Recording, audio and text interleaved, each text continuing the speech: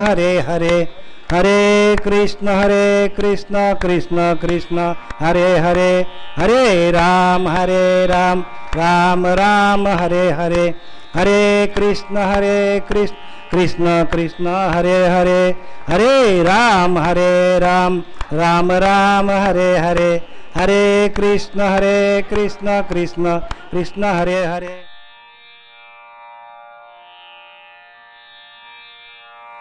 हरे कृष्ण कृष्ण कृष्ण हे राम राम हरे हरे हरे कृष्ण कृष्ण कृष्ण हरे हरे हरे राम राम हरे हरे हरे कृष्ण कृष्ण कृष्ण हरे हरे राम राम हरे हरे हरे कृष्ण कृष्ण कृष्ण हरे हरे हरे राम राम हरे हरे हरे कृष्ण कृष्ण कृष्ण हरे बोला हरे राम हरे राम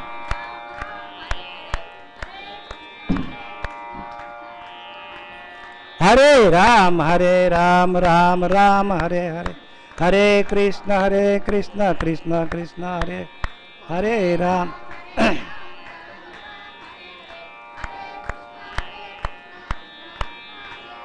हरे राम हरे राम राम हरे कृष्ण कृष्ण कृष्ण हरे हरे हरे राम राम हरे हरे हरे कृष्ण कृष्ण कृष्ण हरे हरे राम राम हरे हरे हरे कृष्ण कृष्ण कृष्ण हरे राम राम हरे हरे बोला पुंडलिक वरदा हरी विठ्ठल श्री ज्ञानदेव तुकाराम पंढरीनाथ भगवान की जय माऊली ज्ञानेश्वर महाराज की जय जगद्गुरु तुकाराम महाराज की जय शांती ब्रह्म एकनाथ महाराज की जय सच्चिदानंद सद्गुरु श्रीपाद बाबा महाराज की जय सच्चिदानंद सद्गुरु रामदास बाबा महाराज की जय सच्चिदानंद सद्गुरु नारायण बाबा महाराज की जय सच्चिदानंद सद्गुरु नारायण बाबा महाराज की जय सच्चिदानंद सद्गुरु सावराम बाबा महाराज की जय सच्चिदानंद सद्गुरु गजानन महाराज की जय सब संतन की जय ब्रह्मानंदम परम सुखदम केवलम ज्ञानमूर्ति द्वंद्वातीतं गगन सदृश्यम तत्वमस्यादिलक्ष्यम एकम नित्यम विमलम अचलम सर्वाधि साक्षीभूतम भावातीतं त्रिगुणरहितं सद्गुरु तं नमामि भावातीतं त्रिगुणरहितं सद्गुरु तं नमामि भावातीतं सद्गुरु तं नमामि आत्मरूप गणेश केलिया स्मरण होय सकल विद्येचे अधिकरण तेची वंदू श्री चरण श्री गुरूंचे ओम नमोजी अध्याय वेद प्रतिपाध्याय जय जय सोसो विद्या आत्मरूपा देवा तुची गणेशु सकलार्थमती प्रकाशु मने निवृत्ती दासु अवधारी जोजी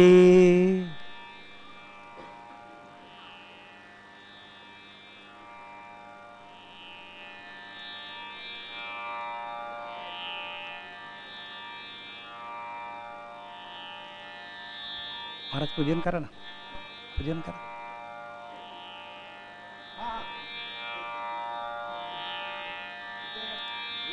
या ना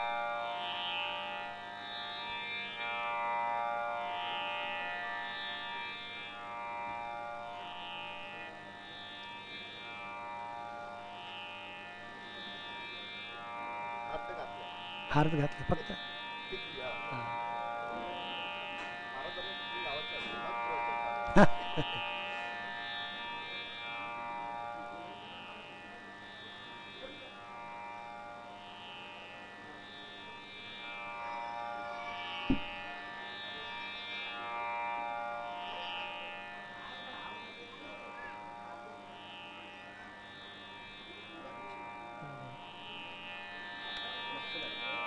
तुम्हाला पण रामकृष्ण.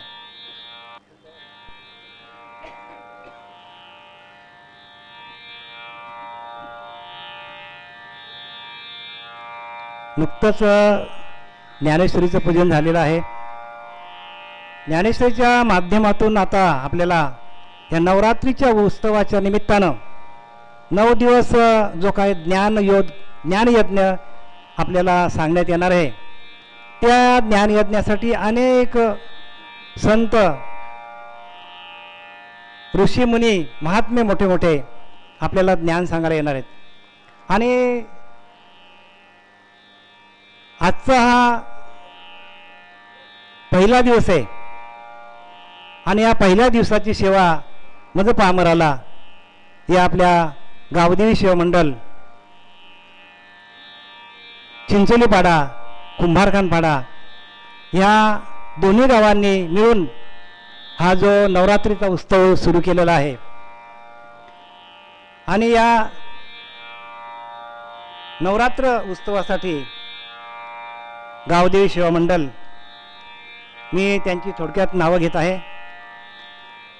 या गावदेवी शिवमंडळाचे अध्यक्ष बालकृष्ण रामचंद्र म्हात्रे, श्री दिगंबर तुकाराम म्हात्रे सचिव आहेत आणि खजिनदार आहेत विष्णू सुदाम म्हात्रे. मी मुद्दाम यांची नावं घेत आहे कारण काय की यांनी ह्या 3 वर्षापासून नवरात्र उत्सव चालू केलेला आहे. आणि शिवाय त्यांनी ज्ञानेश्वरीवर जे आम्हाला यथार्थ वाचन सुरू केलेलं आहे 3 वर्षापासून, आपले हरिभक्त परायण प्रदीप महाराज म्हात्रे यांनी संकल्पना तयार केली की आपल्या गावदेवी मंदिरामध्ये, रागाई माता मंदिरामध्ये आपल्याला जो काही यज्ञ अखंड भगवंताच्या नामाचा चालला पाहिजे, त्यासाठी त्यांनी अथक प्रयत्न केले. आणि त्यांच्या प्रयत्नाला यश येऊन गावदेवी शिवमंडळीने त्यांना प्रत्येक एकादशीला हरिपाठ आणि ज्ञानेश्वरीवर प्रवचन करण्याचा, यथार्थ सांगण्याचा त्यांनी आम्हाला काय केलेलं आहे, तो पूर्णपणे सहकार्य केलेलं आहे. आणि या सहकार्य करणाऱ्या मंडळींची नावं मी आता तुम्हाला थोडक्यात सांगत आहे. बघूया, आपण वाचून दाखवूया बरं का. गावदेवी शिवमंडळाचे पदाधिकारी आदरणीय श्री हिम्मत रामचंद्र म्हात्रे, आदरणीय बालकृष्ण रामचंद्र म्हात्रे अध्यक्ष, आदरणीय श्री दिगंबर तुकाराम म्हात्रे सचिव, आदरणीय खजिनदार विष्णू सुदाम म्हात्रे, तसेच गावदेवी शिवमंडळाचे पदाधिकारी उपाध्यक्ष श्री हिम्मत रामचंद्र म्हात्रे, आदरणीय बबन कृष्णा म्हात्रे, कार्याध्यक्ष श्री तुलसीराम हरी म्हात्रे, आदरणीय यशवंत शांताराम पाटील, आदरणीय शिवाजी मोतीराम म्हात्रे, आदरणीय खजिनदार सदाशिव जयराम भोईर, आदरणीय सहसचिव श्री मंगेश तांबणे भाऊजी म्हणतात त्यांना, आदरणीय नरसिंह उर्फ बाळाबाबुराव पाटील, आदरणीय जफील जानू म्हात्रे, सभासद आदरणीय दशरथ हरकू म्हात्रे, श्री अशोक सकाराम म्हात्रे, आदरणीय नामदेव सुकीर म्हात्रे, आदरणीय अनंता शंकर म्हात्रे, आदरणीय किसन बाळू काठे, तसेच आदरणीय गणेश गजानन पालेकर आणि आदरणीय श्री सुरेश गंगाराम म्हात्रे, तसेच आपल्या देवीचे भक्त पुजारी सन्माननीय हरिभक्तपरायण हरिचंद्र पांडुरंग म्हात्रे, आदरणीय दीपक तुकाराम म्हात्रे, आदरणीय जयेश ध्रुवकुमार म्हात्रे आणि आदरणीय किशोर अनंत म्हात्रे, गावदेवी शिवमंडळ चिंचोलीचा पाडा कुंभारखान पाडा ग्रामस्थ मंडळ, या सगळ्यांनी जे काय या 3 वर्षामध्ये आपला ज्ञानेश्वरीचा अखंड यज्ञ चालू ठेवण्यासाठी आपल्याला मान्यता दिली, आपल्या सर्वांच्या वतीने त्यांचा आपण एकदा आभार मानूया.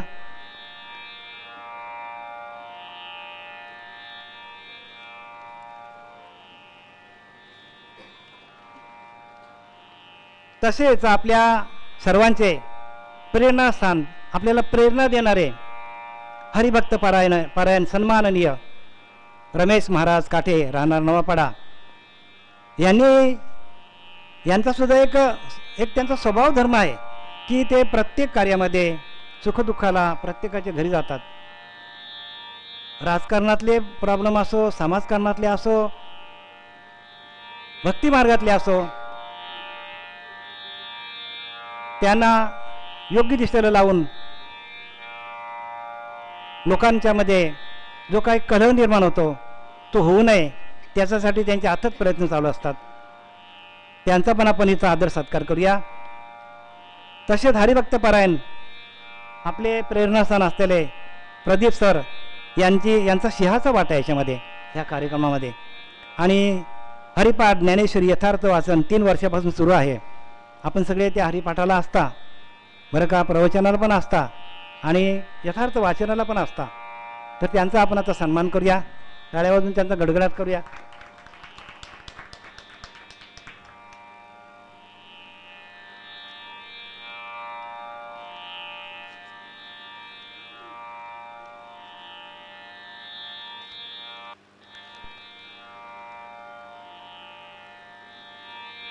नियमाप्रमाणे आपण एक ज्ञानेश्वरीतली ओळी घेऊया आणि आपला यज्ञ चालू करूया.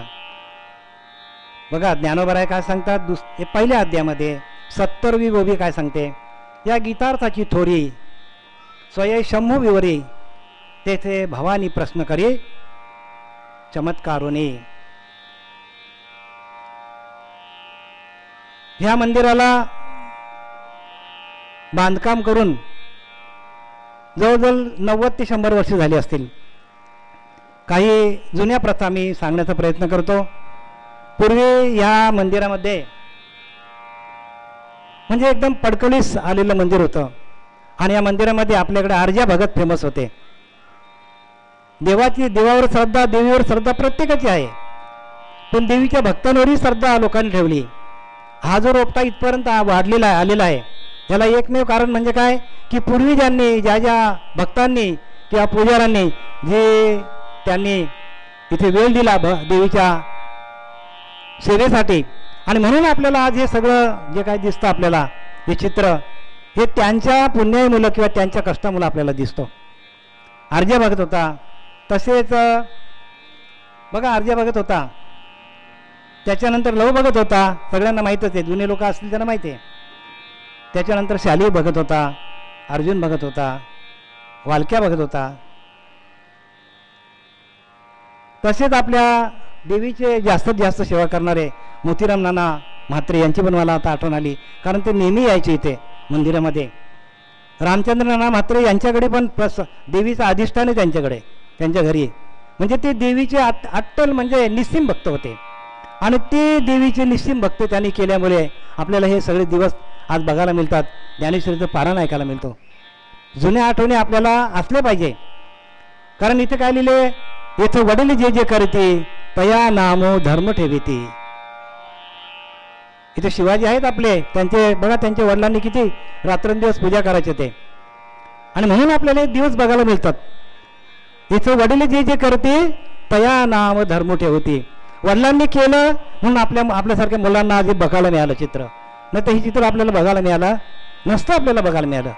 त्यांची श्रद्धा होती, त्यांची भक्ती होती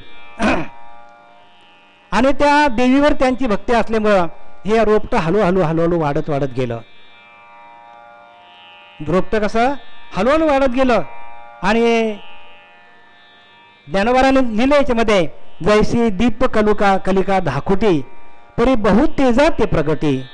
दीप कलिका धाकुटी परी बहुत तेजा ते प्रगटी. म्हणजे एखादा छोटा दिवा आहे आणि तो आपण ठेवला घरामध्ये तो संपूर्ण घरभर आपला प्रकाश देतो, पण तो दिवा आहे, छोटा आहे, पण प्रकाशाला तैसे सद्बुद्धी थेकटी मानू नये. म्हणजे काय, ज्ञानोबा सांगतात की सद्बुद्धी. आता बघा आपल्याकडे बरीचसे लोक आहेत, बाळा पाटील आहे बरं का, त्याच्यानंतर आपले मंगेश पाटील आहेत, सद्बुद्धी त्यांच्याकडं बरं का. जशी दीपकलिका छोटी आहे, दिवा छोटा आहे, पण घरभर प्रकाश देतो, तसं त्यांना थोडंसं कुठंतरी भगवंताची चाहूल लागलेली आहे. तशी सद्बुद्धी थेकोटी मानू नये. ती लहान मानायची नाही. रमेश महाराज आम्हाला नेहमी सांगत असतात की कोणी कसे असो त्यांना आपल्याकडे घेऊन या, श्रवण भक्तीला घेऊन या. भले ते गळ्यात माळा घालत नाही घालत, नंतर ते घालतील, कारण एकदा का त्यांच्या पिंडामध्ये रुजलं हे ज्ञान, रुजलं तर तुम्ही पुढे आलं. तुम्ही रुजलं. आम्ही काय करतो, आम्ही लावायचं काम करतो. प्रदीप महाराज आम्ही लावायचं काम करतो, रोपटं लावायचं काम केलेलं आहे. पण त्याला खत पाणी घालण्याचं काम तुमचं आहे. खत पाणी घालण्याचं काम कोणाचं आहे? आपल्या सगळ्या लोकांचं खत पाणी घालण्याचं काम आहे. आणि त्याला पाणीच घातलं नाही तर ते वाढेल का? आणि आम्ही रोपटं लावलेच नाही तर वाढेल का? मग कोणी कसं असो, पण प्रत्येकाने या श्रवण भक्तीला या. प्रदीप महाराजांची नेहमी विनंती असतो प्रत्येकाला, हात जोडून विनंती करतात की गावातल्या कुंभारकानपाडा, चिंचोलीपाडा प्रत्येकाने इथं या, ऐकायला तर या. कारण काय माहिती का, की ऐकता ऐकता ऐकता ते पिंडामध्ये उतरलं जातं आपलं. दिलं की नाही? जया नाही श्रवण स्वार्थ, ते कैसा व परमार्थ. इथं श्रवण भक्ती नाही, तिथे परमार्थ नाही होत. मागे केले तितुके व्यर्थ श्रवणे विन, संत रामदासांनी सांगितले.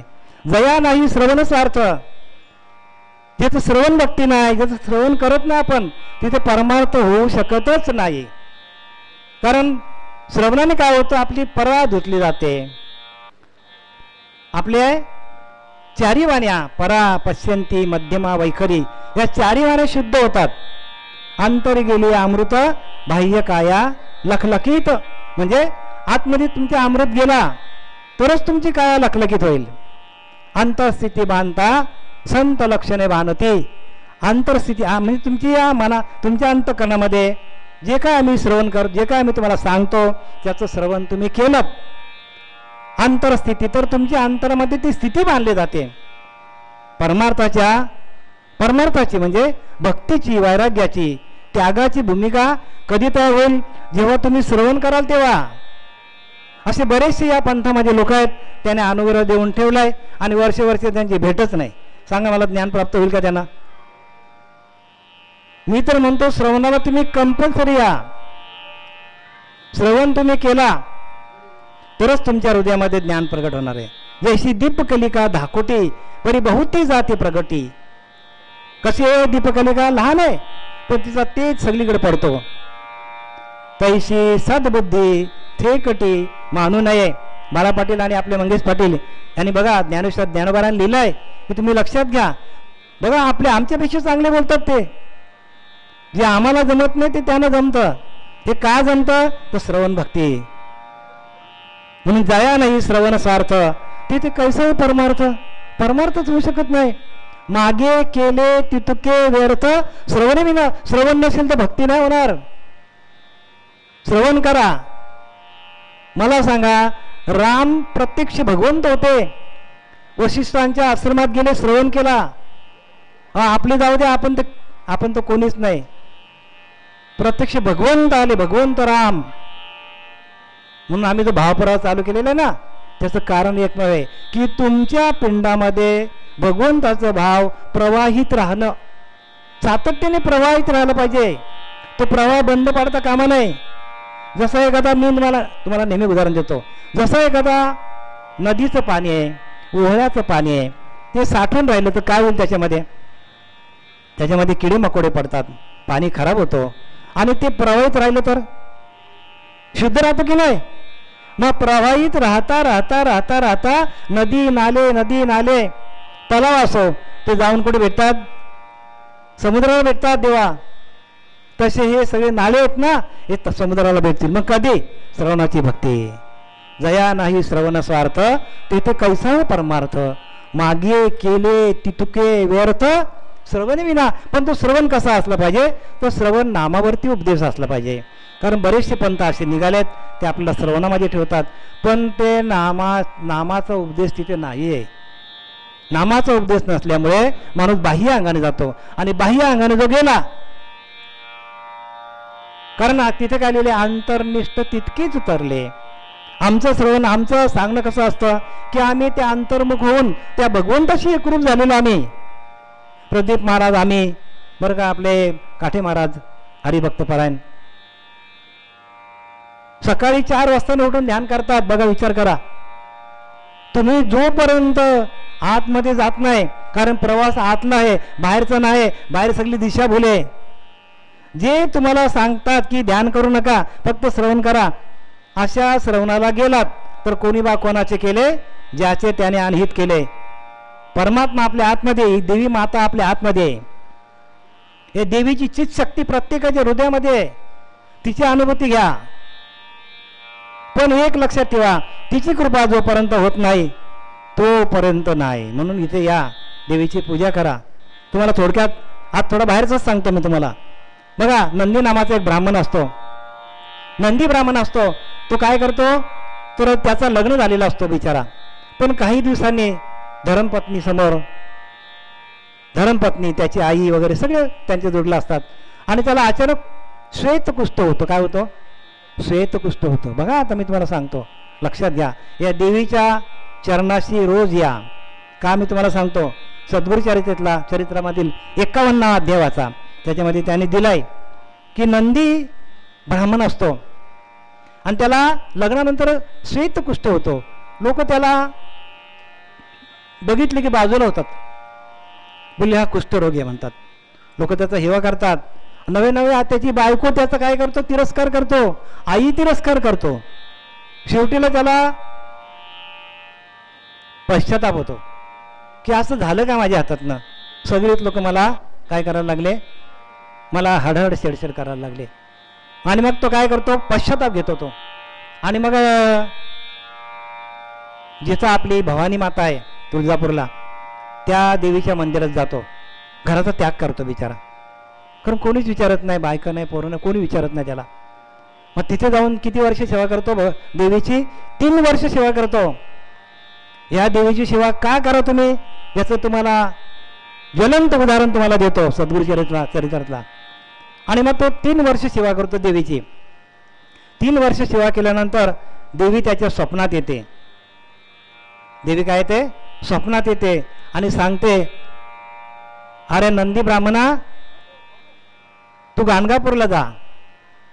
तिथे नृसिंह सरस्वती माणसाच्या अवतारामध्ये आलेला आहे आणि ती तुला बरं करेल. बघा काय सांगतात, कोणाची कृपा झाली? देवीची कृपा झाली. अशी देवीची कृपा ज्या वेळेला होतो, म्हणून ही कुंडलिनी शक्ती आहे, ती तुम्ही तिचा ध्यान करता करता आतमध्ये प्रगट होतो. आतमध्ये प्रगट होते ती आपल्या. आणि आतमध्ये प्रगट झाल्यानंतर आपल्याला तीच आपल्याला सूचना देते की काय करायचं आता आपल्याला याच्या पुढं. आणि म्हणून तो नंदीनामा ब्राह्मण 3 वर्ष सेवा करतो. आणि देवीला प्रश्न पडतो की आता करायचं काय. मग ती त्याला स्वप्नामध्ये हे सगळं दाखवतो की बाबा असं असं कर आणि तू तिकडे जा गाणगापूरला. मग गाणगापूरला गेल्यानंतर तिकडे तुझा रोग बरा होणार आहे. हा सकाळी उठतो आणि देवीशी भांडतो, देवी तू देवी असताना मला त्या माणसाकडे पाठवतो, तो माणूस काय करणार मला बरं, तू देवी असतो मला बरं कर. बघा एवढी ताकद पाहिजे देवीकडे भांडण्याची, देवी मातेकडे भांडण्याची ताकद पाहिजे. आणि ती ताकद कधी येते आपल्याकडे, शक्ती कधी येते आपल्याकडे, आपण अखंड सेवा केली ना देवीची तर ती शक्ती येते. भगिनी मातांनी सगळं ऐका, मी का सांगतो ते, हे प्रत्यक्ष जागृत आहे, जागृत स्थान आहे. आणि मग त्या नंदी ब्राह्मणाला प्रश्न पडतो की आता आपण करायचं काय. परत झोपतो. 5 दिवसांनी परत स्वप्न पडतो, सांगतो बाबा तू गाणगापूरला जा. परत दिवशी भांडतो तो की तू देवी असताना तुम्हाला तिकडे पाठवतो. म्हणजे ज्या वेळेला देवीची कृपा होतो त्यावेळेला आपल्याला श्री गुरुचं दर्शन होत असतो. लक्षात घ्या, तुम्ही सगळ्या इथे मंदिरामध्ये येतात ना, तुम्हाला श्री गुरुचं दर्शन होणारच आहे. काही वेळांना झालेलं आहे, तुम्हाला 100% होणार. देवीची कृपा आहे ती. आणि मग नंतर काय होतं, त्या देवीची कृपा होतो आणि सांगतो बा असं असं. मग ती देवीला माहीत पडतं की हा आता ऐकणार नाही. मग ती त्या पुजाऱ्यांना काय करते, स्वप्नात जाते आणि सांगता असं असं एक श्वेतकुष्ठवाला माणूस आहे, त्याला तुम्ही काय करा, मंदिराच्या बाहेर काढा. आणि मंदिराच्या बाहेर काढतात त्याला मंदिराच्या बाहेर काढतात. काढल्यानंतर त्याला वाईट वाटतो, अरे देवीने आपला असा केला, देवीची एवढ्या वर्षी पूजा केली, माझं काही बरं झालं नाही, काही नाही. त्याला वाईट वाटतो. मग चालतो एक दिवस चालल्यानंतर विचार करतो, अरे देवी आपल्या स्वप्नात आली आणि तिने आपल्याला दृष्टांत दिलेला आहे, मग आपल्याला जायलाच पाहिजे. अजून ताकद येते त्याला, अजून शक्ती आल्यानंतर अजून पुढे जातो. गेल्यानंतर श्री गुरु सारे नृसिंह सरस्वती तिथे बसलेले असतात आसनावर. गेल्यानंतर तिथे त्याला माणसं थांबवतात. म्हणतो कुठे चाललास? मला त्यांना भेटायचं श्रीगुरूंना. थांब जरा म्हणतो. त्याला विचारतात कोणाला? श्रीगुरूंना, की असा असा एक पाठव पाठव. गेल्यानंतर असा एक 10 फुटाच्या अंतरावर आहे. तर त्याला श्रीगुरू काय म्हणतात माहिती का? काय रे, देवीला सोडून माणसाकडे आलास? बघा, तिथेच त्याची हवा टाईट झाली. देवीला सोडून माणसाकडे आलास? लोटांगण घातलं त्याने. अशी देवीची कृपा असते. म्हणून प्रत्येकाने जी माता आहे आपली, ही माता आपल्याला टाकणार नाही कधी, लक्षात ठेवा. जैसे बालक वाढवी माता, नाना यत्न करून लिहिलं की नाही? अनेक प्रकारचे प्रयत्न करतो आपल्याला ही देवी, आणि आपल्याला यातनं बाहेर काढते. या संसार सागरातून बाहेर काढते आपल्याला. हे संसार खूप आहे. संसार दुःख मुलं आहे. संसार कसा आहे? प्रत्येकाचा संसार दुःख मुलं आहे. संसार दुःख मुलं लागते दुःखाचे रात्रंदिवस तळमळ. विश्रांती नाही कोठे काढी, काही रात्रंदिवस तळमळ आहे. या संसारातून बाहेर निघायचं असेल तर देवी मातेची पूजा करा. आणि मग त्याला श्रीगुरू काय करतात? तर त्या तीर्थावर घेऊन जातात. तिथे त्याची आंघोळ घालतात. आंघोळ घातल्यानंतर बरं का, गुरु कधी भेटतो लक्षात ठेवा. देवीची पूजा केली तरच गुरु भेटतो. मग त्याला आंघोळ करायला नेतात. आणि आंघोळ केल्यानंतर त्याला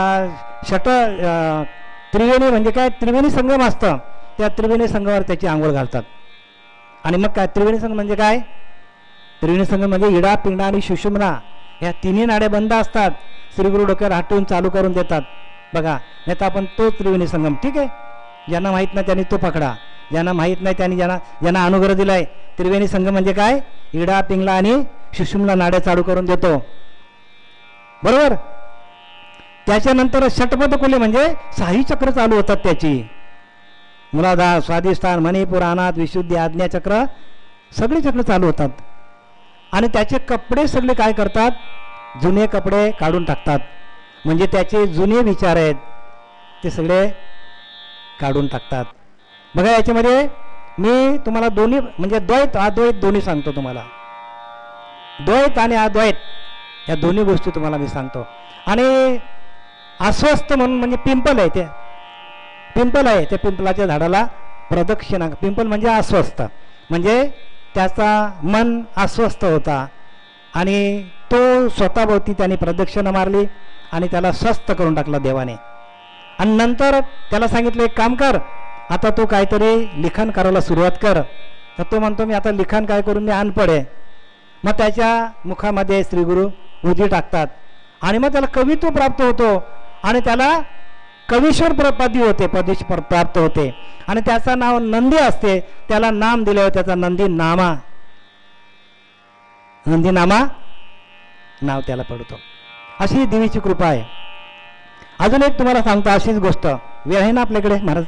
अजून एक गोष्ट सांगतो, कारण ते थोडक्या स्त्री आहेत, त्यांना मी रोज बरेचसे आम्ही आतलं बोलतो, बाहेरचं बोलायला मिळत नाही. आज बाहेरचं थोडं सांगतो तुम्हाला मी. तसेच तुम्हाला कालिदासाची गोष्ट माहिती तुम्हाला. देवीचा भक्त होता. कोण होता? देवीचा भक्त होता. आणि देवीचा भक्त होता. अनपढ होता बिचारा, पण अनपढ असून जगत विख्यात कवी झाला. बघा, ही देवीची कृपा आहे. जगत विख्यात कवी, विचार करा, की याने शाकुंतल वगैरे वगैरे बरेचसे नाटकं लिहिली आणि तो संस्कृत पंडित झाला, तयार झाला. ही देवीच्या कृपेमुळे. देवीने काय केलं तर हा अनपढ असल्यामुळे ह्याचा त्या वाराणसीच्या राजाची विद्योत्तमा म्हणून त्याची एक मुलगी होती, त्या मुलगीबरोबर लग्न लावून दिलं. आणि त्या मुलीचं काय होतं की जो पांडित्य असेल, जो पंडित असेल त्याच्याशीच मी लग्न लावेन. पण तिने संकेताने पण ठेवला होता. संकेताने, असे काही संकेत असतात, त्या संकेतातून, तोंडातून नाही. तर त्याने असे हातवर करून वगैरे जे काही त्याने खानाखोना केल्या, त्यातून त्याने ते पण जिंकला आणि त्याच्याशी विवाह केला. विवाह केल्यानंतर तिच्या असं लक्षात आलं की हा अनपढ आहे. तिला वाटलं मला खूप मोठा वेदोक्त असा ब्राह्मण मिळालेला आहे. आणि तिची झाली काय, फसगत झाली. मग तिने काय केलं, त्याला घरातनं बाहेर काढलं आणि सांगितलं जोपर्यंत तू पंडित होत नाही तोपर्यंत माझ्याकडे परत यायचं नाही. मग त्याने काय करा, कालिकाच्या मंदिरामध्ये गेला आणि त्याने जो ध्यान चालू केला, जेवण सोडलं, पाणी सोडलं, सगळं सोडलं आणि देवीची पूजाच करत बसला. अखंड देवीची पूजा करत बसला. आणि अशी ही देवीची पूजा करता करता एक दिवस त्याला असं वाटलं की आता आपण काय करू, देवीसमोर आपला मुंडकच कापून टाकावं, का आपल्याला जगण्याचा अधिकारच नाही. मग त्याने काय केलं, तलवार घेतली आणि देवीचं समोर मुंडकं कापणार तेवढ्यात देवी प्रगट झाली. तेवढ्यात देवी प्रगट झाली. आणि मग तिला तीन म्हटलं, बोल बाबा तुला काय पाहिजे. तर म्हणतो मला पांडित्य मिळवायचं सगळ्या ग्रंथामध्ये. जा तथाच तू. त्याला वर दिला. तिथून निघाल्यानंतर त्याने बरं का त्याने कालिदास नावाचा नाटक लिहिला आणि संस्कृत पंडित बनला एक नंबरचा. ही सगळी कृपा कोणाची? देवी मातेची. आता देवी मातेची कृपा कोणावर होतो, तर जो अखंड देवीचं भजन करतो तो, किंवा जसा आता नंदी ब्राह्मण होता तो नंदी नामा झाला, म्हणजे त्याला नाम दिला. देवीची कृपा झाल्यावर आपल्याला श्रीगुरु भेटतात. आणि श्रीगुरु आपल्याला एवढ्यासाठी भेटतात देवीची कृपा झाल्यावर की आपली कुंडलिनी जागृत व्हायला पाहिजे. देवी माता म्हणजे प्रत्यक्ष कुंडलिनी माता आहे. लिहिलं की नाही, की इथं लिहिलं की नाही, बघा काय सांगतात तिथे.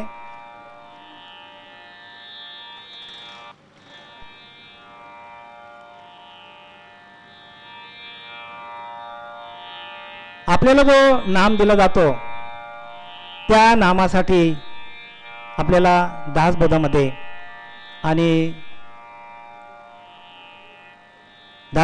आणि मनाच्या श्लोकमध्ये एक रामदास स्वामींनी श्लोक लिहिलाय की भगवान शंकरापासून ही परंपरा चालू झालेली आहे.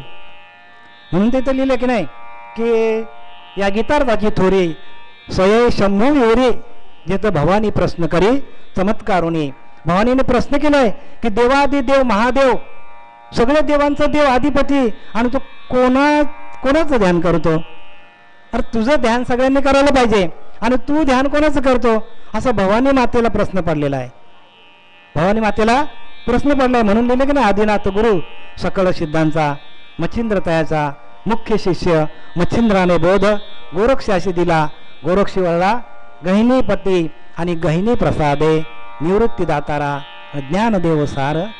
म्हणजे परंपरा आली की नाही, परंपरेमध्ये या. आता बघा मी तुम्हाला थोडक्यात सांगतो. आमचे गजानन महाराज सच्चिदानंद सद्गुरू बरं का, श्रीगुरू आमचे गजानन महाराज यांनी छोटंसं रोपटं लावलं. एवढीशे रोपं लावले दारी त्याचा वेल गेला गगनावरी.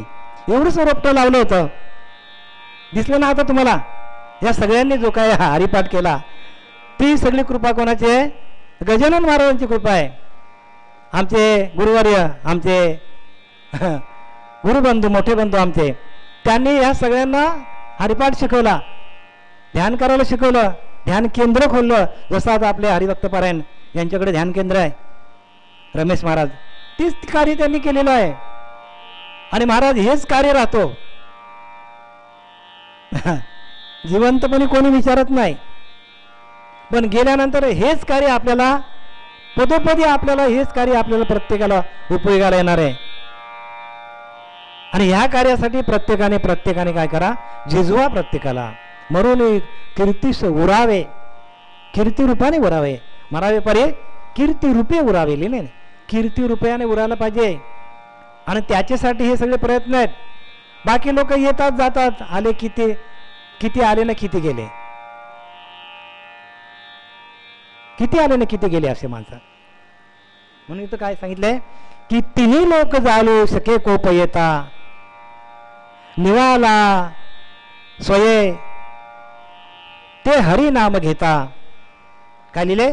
तिन्ही लोक जाळू शके कोप येता निवाला स्वरे मुखे नाम घेता. जपे आदरे पार्वती विश्वमाता म्हणून म्हणा म्हणा तीच आता, तीच नाम म्हणा, दुसरं म्हणू नका तुम्ही. बघा आपल्याला काय दिलं, आपल्याला वॉर्निंग दिली रामदास स्वामींनी. प्रत्येक संतांनी वॉर्निंग दिलेली आपल्याला.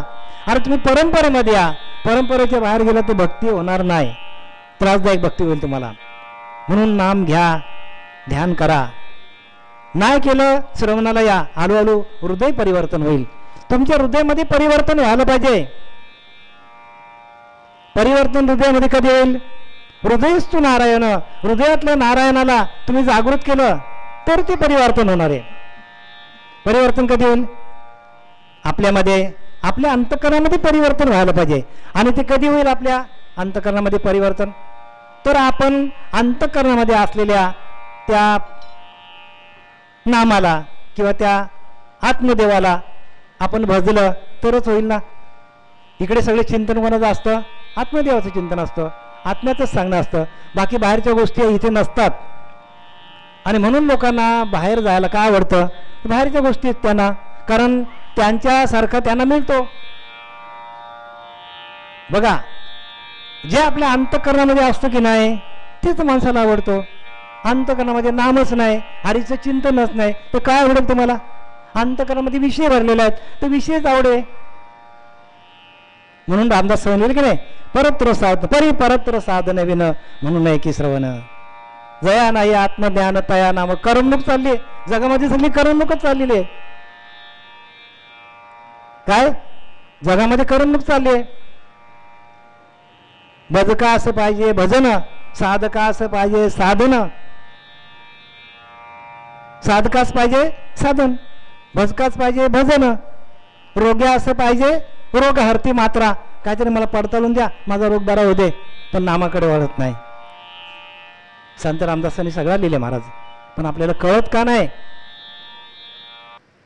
म्हणून तरी परत्र साधन विन, जोपर्यंत परा साधली जात नाही. भवानी मातेने काय सांगितलंय? जी चित शक्ती आहे भवानी मातेची, ती कुठे आपल्या? ती 3.5 हात वेटाळे घेऊन आपल्या इथे बसलेली आहे. 3.5 पीठ आपली लक्ष्मी, महालक्ष्मी 3.5 पीठ आहे तिचं. 3.5 हात आपली कुंडलिनी आहे. 3.5 अक्षराचा आपला मंत्र आहे. मंत्र म्हणजे नाम आहे. हे सगळं 3.5 आहेत. आणि आपण तिन्हामध्येच अडकलोय. रजगुण, तमगुण, सत्वगुण या गुणामध्येच आपण अडकलोय देवा. यातनं आपण बाहेर कधी निघणार?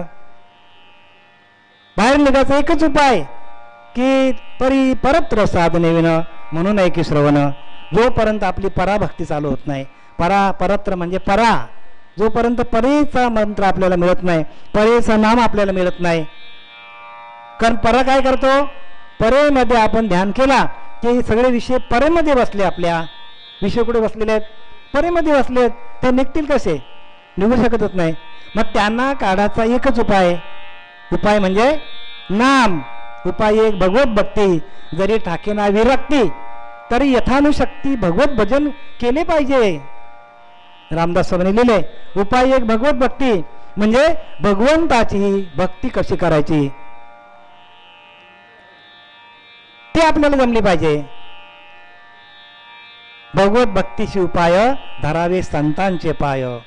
संतांचे पाय धरावे लागतील आपल्याला. संत ओळखता यायला पाहिजे. कोणाला पण संत म्हणू नका. संत युग, संत काय की संत माणसाला ओळखता यायला पाहिजे. संत बीज पलटे नाही, युग गये अनंत. कितीतरी युग गेली, संत बीज कधीच पलटत नाही. नाम बाकी तुमचे मंत्र पलटे होतात, पण संत बीज नाही पलटे. युग गये अनंत. हर युग में अवतार धरे, फिर भी संत की संत बघा. हर युग में अवतार धरे फिर भी संत की संत. संत कधीही बदलत नाही. गुरु बदलतील, अजून काय बदलतील, पण संत बदलत नाही. कारण संत बीज आहे ते. आणि त्या बीजापर्यंत जाण्यासाठी आपल्याला काय, बीजापर्यंत जाण्यासाठी आपल्याला उपासना असली पाहिजे, ध्यान असलं पाहिजे. आम्ही जे काय बोलतो तो काही लोकांना जे काय साधनेतले आहेत त्यांना कळत असेल, पण जे साधना करत नाही त्यांना थोडा जड जाईल. पण असू द्या, पण आज नाही उद्या त्यांच्या लक्षात येईल. परत्र साधने विन म्हणून आहे की श्रवण. जोपर्यंत परा साधली जात नाही, परेचा मंत्र चालू होत नाही, तोपर्यंत आपल्याला श्रवण आहे ना ते बाहेर जाणार. श्रवण बाहेरच जाणार. कारण आपल्याला संसारातल्याच गोष्टी आवडणार, कथा भाग आवडणार आणि उड्या मारायला आवडणार, सगळं आवडणार तुम्हाला. पण ध्यान करायला आवडणार नाही का? ध्यान करायला तुम्हाला ध्यान करायला त्रास आहे. त्रास देणारे आपले विषय कुठे पिंडामध्ये, त्रास देणारा मन आपल्या आतमध्ये, आणि तो आपल्याला त्रास देतो. आणि ज्या वेळेला आपला मन स्थिर होतो त्यावेळेला आपल्याला ध्यान होतो. त्यावेळेला आपला तुका म्हणे मन मुरे मग जे उरे ते तू, म्हणजे तुकाराम महाराज सांगतात की मनाची धाव संपली मग जे उरतं ते आपलं स्वरूप आहे. आणि आपलं मन आपलं सगळीकडं भरकटच चाललेलं आहे. ह्या पंथात जा, त्या पंथात जा, हे थोडं घ्या, ते थोडं घ्या, असं करून नाही जमणार. कारण तुमचा तुकाराम महाराज म्हणे नाही नाही आन दैवत, तुका म्हणे मना ऐसे, मनासारखा दुसरा देवच नाही. पण त्याला भजनामध्ये लावता यायला पाहिजे ना आपल्याला. देव कधी होईल मन? भजन केलं तर. भजनातून सगळे प्रश्न सुटणार आहेत, पण तो भजन ओरिजिनल असला पाहिजे. ओरिजिनल भजन कधी चालू होतं? परिपरत्र साधने विन म्हणून आहे की श्रवण. जोपर्यंत परेतला मंत्र मिळत नाही तोपर्यंत भजन चालू होणार नाही. मी मागे पण एका प्रवचनातून बोललो होतो की तुकोबाराया ज्ञानोबाराया यांनी त्या डोंगरावर जाऊन भंडारा डोंगर काय केलं की परेमधून जे मंत्र बाहेर पडले, परेमधून जो नाम बाहेर पडला त्या नामाशी एकरूप झाले. आणि म्हणून त्यांनी संपूर्ण काय लिहिलं? गाथा लिहिल्या. ज्ञानोबाराने ज्ञानेश्वरी लिहिली. अहो बिन शिकलेली लोक आहेत, कुठल्या शाळेत गेलेली नाही, पण त्यांचं आपल्याला शिक्षण घ्यावं लागतो. मग तो आपल्याला कसा येईल? कारण ते तसे झाले, त्याने ध्यान तसा केला, डोंगरावर जाऊन ध्यान केला, एकांतात गेले आणि ते भगवंतासारखे झाले, भगवत स्वरूप झाले. आणि म्हणून त्यांनी हे ग्रंथ लिहिले. तुका म्हणे अंगी व्हावे ते आपण, आपल्याला तसं व्हावं लागेल तर हे ग्रंथांचा अर्थ आपल्याला कळेल. ग्रंथांचा अर्थ कधी कळेल? आपण तसं झालो तर. आणि ते पण आपण 1 तास ध्यान केला आणि घरामध्ये 24 तास आपण टाकून दिलं ते ध्यान, येईल का कामाला? नाही येणार कामाला. सततम कीर्तयंतो माय लिहिले की नाही? सातत्याने कीर्तन म्हणजे ते चिंतन करायला पाहिजे, सातत्याने आत्मचिंतन व्हायला पाहिजे. का आपल्याला नरदेह मिळाला? कशाला मिळालाय? भगवंताची भक्ती करण्यासाठी मिळालेलं आहे, खाण्यापिण्यासाठी नरदेह नाही आहे. पण नंतर जर खाण्यापिण्यावर आपण घालवला, मग आपल्याला जर बिलं आली तर आपली गाडी आपली कशात निघेल? हां, तसं होता कामा नये. जर गाडी आपली याच्यामध्ये निघाली, मग नंतर गाडीच्या बत्त्या गेलेल्या असतात, टायर गेलेले असतात, गाडीचे टायर घेतलेले असतात, हँडलच चालत नाही, बंद होतो है ना. मग आपल्याला भजन करता येईल का? आत करा काय ते आता करा. आणि या घडी भजनाच्या माध्यमातून आपल्याला भगवंताची प्राप्ती, काही करायची गरज नाही. तुम्हाला कुठलं साधन बी करायची गरज नाही, फक्त भजन करायला शिक. भजन म्हणजे ते नामस्मरण, त्या नामातून अंतःकरणाची स्थिती होते. म्हणून अंतर्निष्ठ तितकेच तरले लिहिले की नाही? अंतर्बस्त तितके बुडाले. बाहेर जाल तर बुडून जाल सांगितलं रामदास स्वामींनी. अंतर्निष्ठ म्हणजे आपल्या अंतरीच्या अंतरात्म्याशी एकरूप झाले, ज्याने ध्यान केला. बरं आपण एकदा ध्यान केला का ते ध्यान निघत नाही आपल्यातनं, अखंड चालतं ते, अखंड चालू होतं, बंद पडत नाही. म्हणून काय सांगितलंय? आसनी शयनी. आत्मज्ञानी कोणाला म्हणतात? आत्मज्ञानीची व्याख्या भगवंताने केली बघा, सांगतो. आसनी शयनी भोजनी विसर नाही माझ्या नामी, तया नाम आत्मज्ञानी बोलीचे पार्था. अरे अर्जुना, त्याला आत्मज्ञानी म्हणतात की ज्याचं अखंड भजन चालू आहे. वाचणं म्हणजे ज्ञान नाहीये, ऐकणं म्हणजे ज्ञान नाहीये. आसनी झोपताना, शयनी झोपताना, बसताना, झोपताना, आसनी शयनी भोजनी विसर नाही माझ्या नाम. बघा, ज्याला माझ्या हरिनामाचा विसर पडत नाही, तया नाव आत्मज्ञानी बोली जे पार्था. अरे अर्जुना, त्याला आत्मज्ञानी म्हणतात. व्याख्या लक्षात घ्या, ही व्याख्या तुम्ही आयुष्यावर विसरू नका, मरेपर्यंत विसरू नका. आत्मज्ञानी कोणाला म्हणतात महाराज? ज्याचं अखंड भजन चालू आहे त्याला आत्मज्ञानी म्हणतात. आम्ही कुठं काय वाचायला गेलो? कुठले ग्रंथ वाचले आम्ही? का आम्ही 4 वेद शास्त्र 18 पुराणे वाचले का आम्ही? नाही नाही नाही. आम्ही फक्त अखंड चिंतन विठोबाचे, बस, दुसरं काही दिसत नाही. आणि त्या जे तुकोबाराने केलं, जे ज्ञानोबाराने केलं, जे नाथांनी केलं, जे रामदास स्वामींनी केलं, जे जनाबाईंनी मुक्ताबाईंनी केलं, मीराबाईंनी केलं, आणि तेच चिंतन तुम्हाला आहे. पण चिंतन करत नाही कोणी. का करत नाही? तर चिंतन करण्यासाठी, त्या भगवंताची एकरूप होण्यासाठी आपल्याला अनुग्रहाची साधना असली पाहिजे. अनुग्रह आपल्याकडे असला पाहिजे, प्रबोधाचं चिंतन असलं पाहिजे. चारी देहाचं निरसन व्हायला पाहिजे. स्थूल, सूक्ष्म, कारण, महाकारण, ज्ञान, कवले हे पाचही देह आहेत. या पाचही देहाचं निरसन झाल्यानंतर मग आपल्याला भगवंताचं दर्शन होतं. पण याच्यासाठी आपल्याला साधनं पाहिजे. हे कठीण नाही, लक्षात ठेवा, हे सोपं आहे एकदम. पण तुम्ही अनुग्रह घेतला, चिंतन केला, ध्यान केला तर हे सगळं सहज आहे. तुका म्हणे साधन सुलभ गोमटे परंतु प्रतिष्ठित पूर्व पुण्य. मग पुण्य कधी वाढेल आपला? तर त्या देवी मातेची सेवा केली, त्या भगवंताचं अखंड चिंतन केलं. कसंही करा, वेडवाकडं करा भगवंताचं चिंतन, ते तुमच्या अंतकरणामध्ये ठाम करून बसतं, ठाव. आणि त्यांनी एकदा तुमच्या अंतकरणामध्ये अंतकरणाचा ठाव घेतला की मग भगवंताची प्राप्ती होते, भगवंताची कृपा होते. आणि भगवंताची कृपा झाली की तुम्हाला तसा सद्गुरू भेटतो. आणि सद्गुरू काय करतो? आपल्याजवळ ठेवत नाही. सद्गुरू काय करतो? तर तुमच्या जीवाचा आणि शिवाचा ऐक्य करून देतो.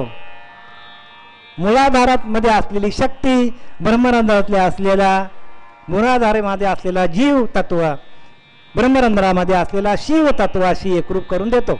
एवढंच काम आहे, बाकी काही काम नाही. गुरुचं काम काय? आणि ते जर तुमचे गुरु करत असतील तर ते गुरु आहेत. आणि जर तुम्हाला मूलाधाराची शक्ती ब्रह्मरंध्रात नेऊन देत नसतील आणि तुम्हाला ध्यानाला बसवत नसतील तर त्यांना गुरु म्हणू नये. शिष्य आसन लविती साधन न करविती इंद्रिय दमन. ऐशी अडक्याची गुरु तीन मिळाले तरी टाकून द्यावे, रामदास स्वामींनी सांगितलंय. तुम्हाला साधनेला बसवत नाही, तुम्हाला ध्यानाला बसवत नाही, तुम्हाला तुमच्याच देवाशी एकरूप करत नाही, असे गुरु तुम्ही केले असतील तर फेकून द्या सांगितलंय. हे मी सांगत नाही, नाही तर सांगतील इथे बाबुलनाथ महाराज आले आणि त्यांनी सांगितलं. अजिबात नाही, हे रामदास स्वामीने सांगितलंय. कोणी सांगितलंय? रामदास स्वामीने सांगितलंय. प्रत्येक संतांनी हेच सांगितलंय. अजापा मार्ग टाकून खरा का रे फिरतो सैरा वैरा येणेच फिटे लक्ष चौरे ऐंशीचा फेरा ममता रवाच्या त्रिवार सत्य. त्रिवार सत्य, तिन्ही काळामध्ये सत्य की अजपा मार्ग हाच खरा आहे. आजपा घ्या, आजपाशी एकरूप व्हा, असं कोणी सांगितलंय? प्रत्येक संतांनी हेच सांगितलं आपल्याला. संत जेव्हा येतात तेव्हा ते काय सांगतात की या उपाधीमध्ये गुप्त चैतन्य असे सर्वंगत ते तत्वज्ञ संत स्वीकारिती. संत त्यांना का म्हणतात की या उपाधीमध्ये, म्हणजे ह्या देहरूपी उपाधीमध्ये, ही उपाधी आहे देह आपली, देह हीच उपाधी आहे. आपल्याला देव जो मिळालेला आहे तो उपाधी म्हणून मिळालेला आहे. 50% पाप आणि 50% पुण्य म्हणून आपल्याला नरदेह मिळालेला आहे. 100% जेव्हा तुमचा पुण्य होईल तेव्हा तुम्हीच ब्रह्मात, तुम्हीच ब्रह्मात. प्रत्येक माणूस हा ब्रह्म आहे. अहम ब्रह्मास्मी, जाण आपणच ब्रह्मात. पण ती कुंडलिनी शक्ती, ती देवी आपल्यावर प्रसन्न व्हायला पाहिजे. ही भगवती माता आपल्यावर प्रसन्न, तीच शक्ती आपल्या आतमध्ये नाभीच्या ठिकाणी. आणि म्हणून लिहिले की इथं काय लिहिले बघा, जपे आदरे पार्वती विश्वमाता. पार्वती विश्वाची माता आहे, विश्वजननी आहे. आणि तिने हा नाम जपलेला आहे. बघा कोणी जपलाय? मग आता प्रत्येक स्त्रियांनी लक्षात घ्या की तुम्ही ज्या भवानी मातेची पूजा करता, ज्या पार्वती मातेची पूजा करता की जिने अनेक रूप घेतली आणि तिने पण त्या कुंडलिनी शक्तीचं काय केलेलं आहे? भगवान शंकराच्या सांगण्यावरनं तिने पण तो नाम जपलेला आहे. जपे आदरे पार्वती विश्वमाता, विश्वाला चालवणारी जननी आहे. त्या जननीने पण नाम तोच जपलेला आहे. म्हणून हे म्हणा म्हणा तीची नाम आता, तीच आपल्याला जपता आलं पाहिजे. आणि त्या नामाची किंमत आहे सगळी जगामध्ये. तो नाम आपल्याला जमला की आपलं सगळं कार्य. म्हणून लिहिले की नाही माऊलीनी, जे जे करशी आणि काही नामा परते. तुकोबाराने सांगितलं की नाही, जे जे करशी आणि काही नामा परते तत्व नाही हकारुनी सांगे तुका नाम घेता. मग आता सगळ्या संतांनी आपल्याला वॉर्निंग दिलेलं आहे तर प्रत्येकाने नाम घ्या. जरी एखाद्या माणसाला नाम घेण्यासाठी जमलं नाही तरी त्याने काय करावं, श्रवण भक्ती करावे. कारण श्रवणाच्या माध्यमातून ग्रंथानामदा असबोध गुरु शिष्यांचा संवाद येथच बोलला विशद भक्ती मार्ग. म्हणजे गुरु आणि शिष्यांचा संवाद व्हायला पाहिजे. त्या संवादातून हे ज्ञान आहे. ज्ञान कशातून आहे? भगवंताचं, भगवान श्रीकृष्णाचं आणि उद्धवाचा संवाद भागवतामध्ये. म्हणून उद्धव तयार झाला. ज्ञानेश्वरीमध्ये, गीतेमध्ये भगवान कृष्ण परमात्मा आणि अर्जुन यांचं संवाद झालं, बरोबर ना. आणि म्हणून काय झालं, म्हणून ज्ञानेश्वरी सारखा ग्रंथ तयार झाला, गीता ग्रंथ तयार झाला. असा संवाद व्हायला पाहिजे. संवादातून आपल्याला संपूर्ण ज्ञानाची प्राप्ती होते. आणि तो संवाद कसा होतो, तर ज्या वेळेला तुमच्या अंतकरणामध्ये त्या नामाचा भाव तयार होतो त्यावेळेला तयार होतो. आणि तो संवाद झाल्यानंतर आपल्या या उपाधीमध्ये गुप्त चैतन्य असे सर्वंगत, या उपाधीमध्ये गुप्त आहे, ते ज्ञान गुप्त आहे. मला सांगा, प्रत्येक गोष्ट गुप्तच आहे हो. आपला संसार का आपण याच्यावर मानतो का, रस्त्यावर मानतो का? चार घरामध्ये गुप्तच आहे ना, आहे की नाही? मनुष्य भोग गुप्तपणामध्ये घेतो की नाही? तसं नाम पण गुप्तच आहे ना. मग आपण गुप्त जर नाम आहे, सगळ्या गोष्टी गुप्त आहेत. चंचल नदी गुप्त गंगा, श्रवण पावी जे जगा. चंचल नदी आहे पण गुप्त गंगा आहे. मग त्या गंगेकडे आपण कधी जाणार, तर ज्यावेळेला आपण एकांतात जाणार. एकांतामध्ये जायला पाहिजे. म्हणून एकांताचे सुख देई मज देवा, आघात या जीवा चुकून या. प्रत्येकाने एकांतात जा ना. तुम्हाला नाहीत कोणी नाम दिलं तरी सकाळी उठल्यावर अर्धा तास का होईना एकांतामध्ये जा आणि आपल्याच देवाचं चिंतन करा, भजन करा. देव आपल्या आत्मधीच आहे, तोच तुम्हाला ती बुद्धी देणार आहे. बुद्धी देणे भगवंताचे. बुद्धी तुम्हाला भगवंत कधी देईल? जेव्हा तुम्ही अंतरीच्या अंतरात्म्याची पूजा कराल. जेव्हा देव आत्ममध्ये येईल, आपण पुसतो बाहेर, तर देव तुम्हाला साथ देईल का? कारण जी वस्तू जिथं आहे,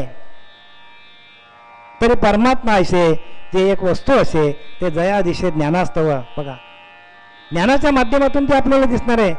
त्या एके वाचुनी भवस्वर्गादी ज्ञाने, ते अज्ञान आहे समाने निश्चय केला. ज्ञानवाला सांगतात तरी परमात्मा असे जे एक वस्तू असे ते जया दिशे ज्ञानास्तव. ज्ञान म्हणजे काय?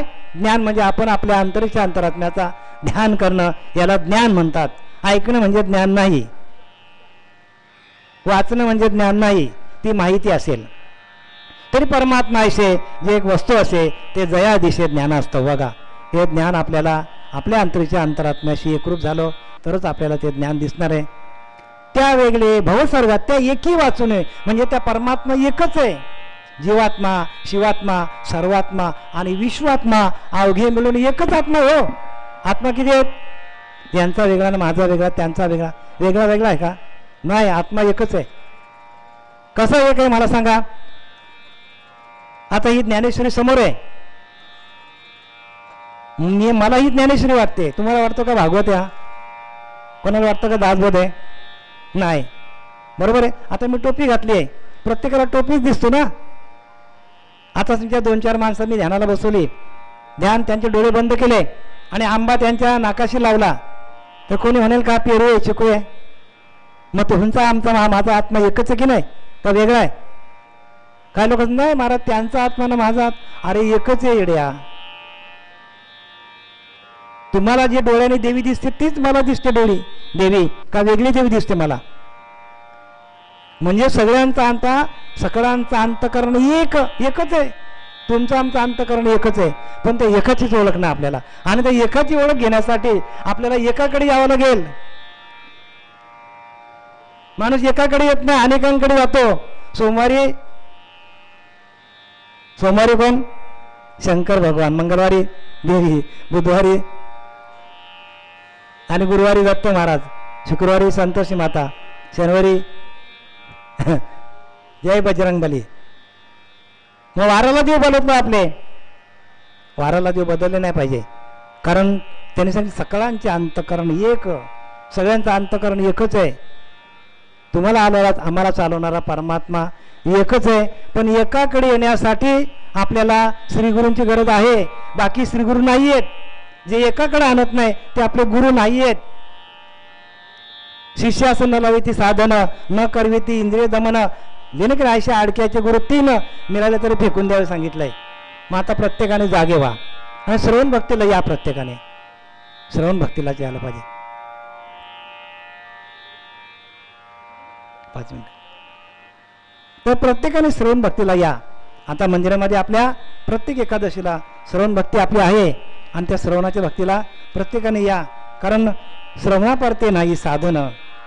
काय श्रवण हे सगळ्यात मोठं साधन आहे आणि ते साधन आपल्याला कधी मिळेल आपल्याला. तर इथे प्रत्येक एकादशीला बाळा पाटील तुम्ही पण येत जावा. मंगेश महाराज या.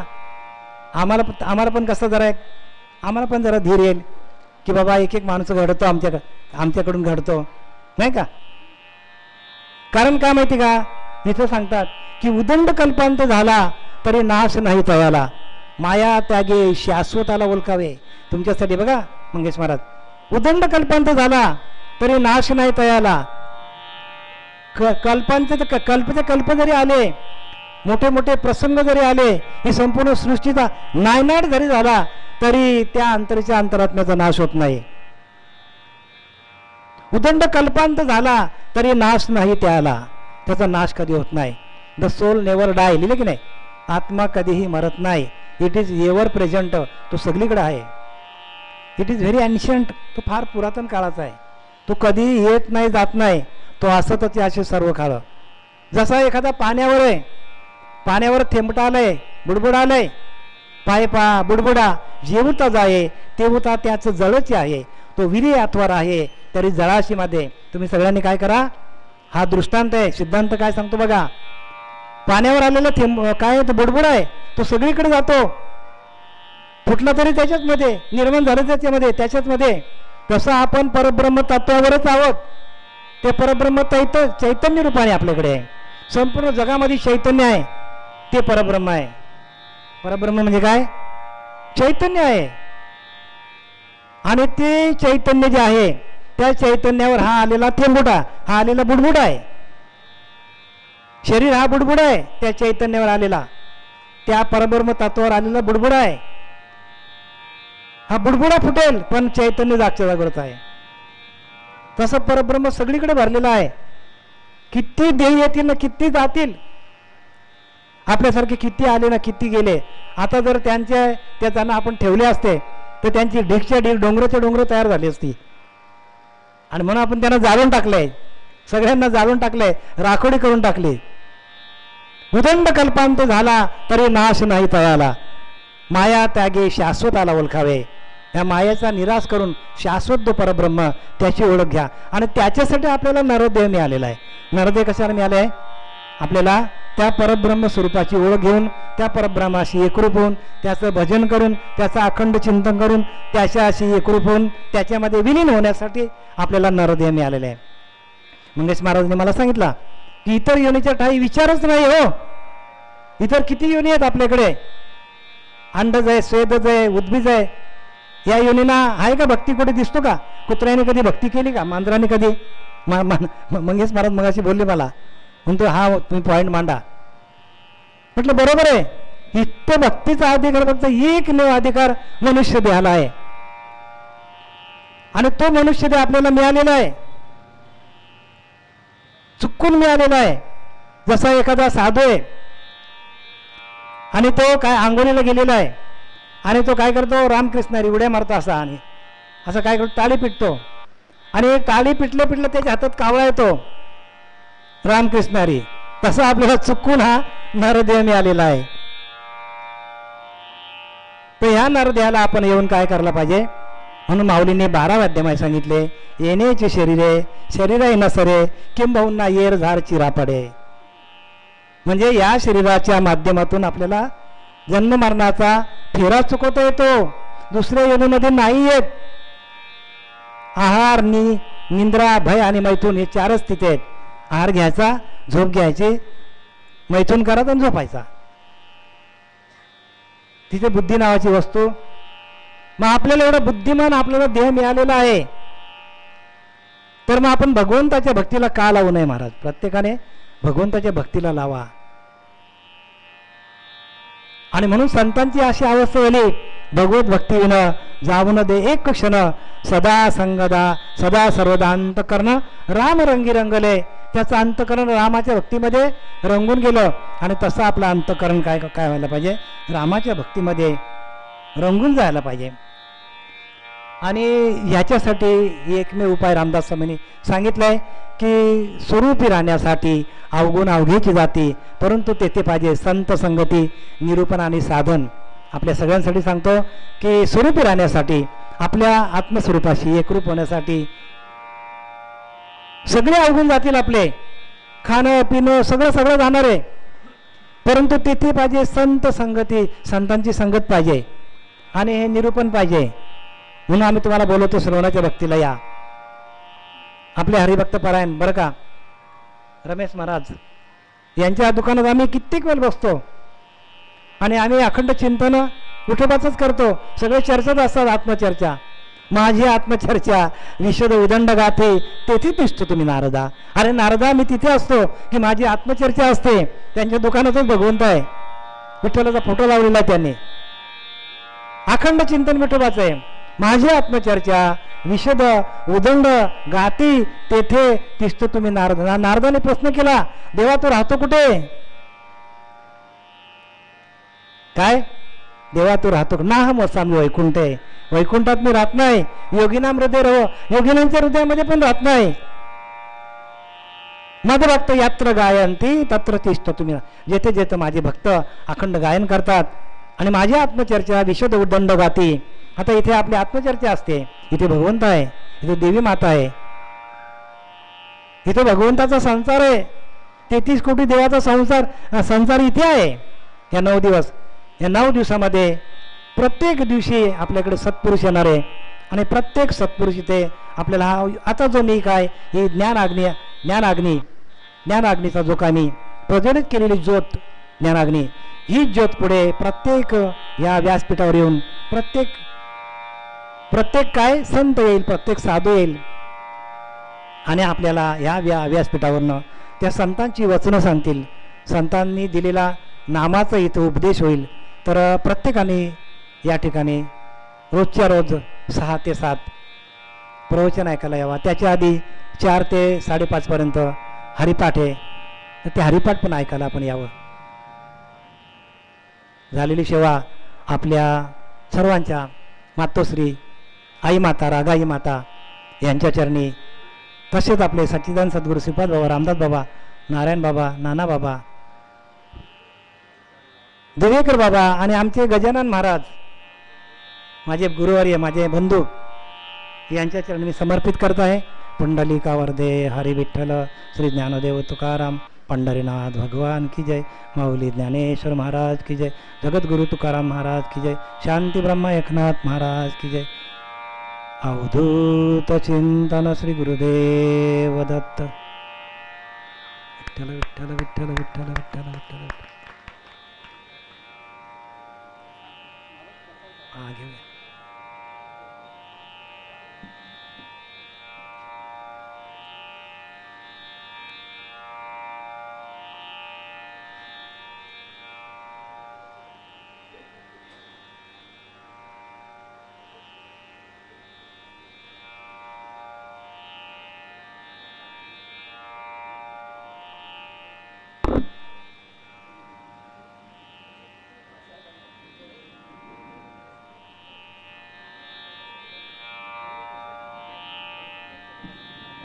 घेऊ ना.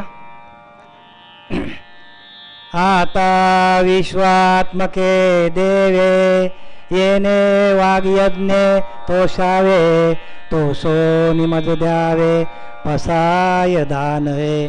जे खळांची व्यंकटी सांडो, तया सत्कर्मी रती वाढो. भूता परस्परे पडो, मैत्र जीवांचे दुरितांचे तिमिर जावो. विश्व स्वधर्म सूर्य पाहो, जो जे वांछील तो ते लावो. प्राणी जात वर्षत सकळ मंगळी, ईश्वर निष्ठांची मांदियाळी. अनवरत भूमंडळी भेटू तया भूता. चला कल्पतरूचे आरव, चेतना चिंता मनीचे गाव.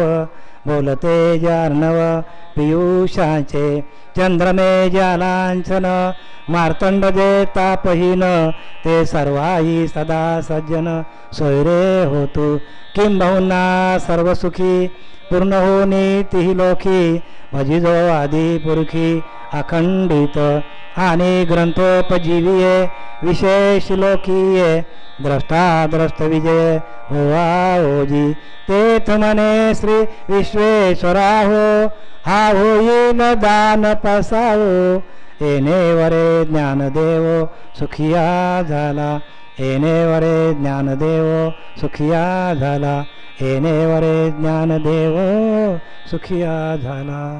मला पुंडलिक वरदा हरी विठ्ठल श्री ज्ञानदेव तुकाराम पंढरीनाथ भगवान की जय. माऊली ज्ञानेश्वर जगद्गुरु तुकाराम. आई रागाई माते की, आई रागाई माते की, आई रागाई माते की.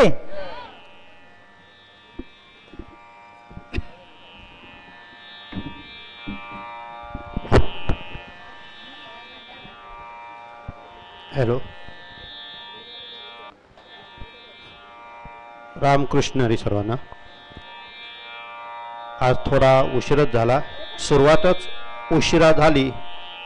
आपला आरोग्य शिबिर आणि त्याने जरा वेळ घेतला, नंतर हरिपाठवाल्याने वेळ घेतला आणि प्रवचन चालायचंच. पहिला दिवस आहे. गावदेवी सेवा मंडळ यांच्यातर्फे सुरू असलेला हा उत्सव सुंदररित्या आणि प्रवचनकार, आजचे प्रवचनकार हरिभक्त परायण गुरुवर्य बाबुलनाथ महाराज मात्र कुंभारखांपाडा सुंदर प्रवचन केलं. त्याबद्दल गावदेवी सेवा मंडळातर्फे त्यांचे आम्ही आभार व्यक्त करतोय. आणि गावदेवी सेवा मंडळाचे उपाध्यक्ष हिम्मत मात्रे यांना विनंती करतो की त्यांनी शाल श्रीफळ देऊन त्यांचा सन्मान करावा, सत्कार करावा.